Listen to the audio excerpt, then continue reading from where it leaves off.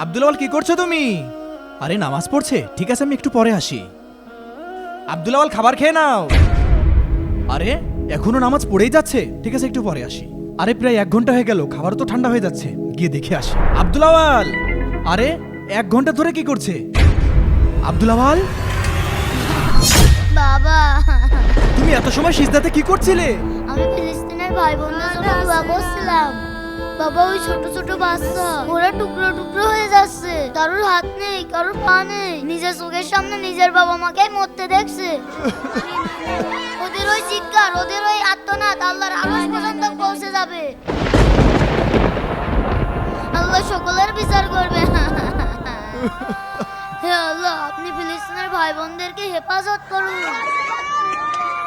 তাদের জন্য ঝাঁকে ঝাঁকে আবাবিল পাখি পাঠিয়ে দিন। আল্লাহুম্মা আমিন। হে আল্লাহ, ফিলিস্তিনের পবিত্র ভূমি এবং মসজিদে আকসাকে তুমি হেফাজত করো। তাদের জন্য ইমাম মাহাদিকে পাঠিয়ে দিন। বন্ধুরা, যারা ফিলিস্তিনকে ভালোবাসো কমেন্টে আমিন লিখবে।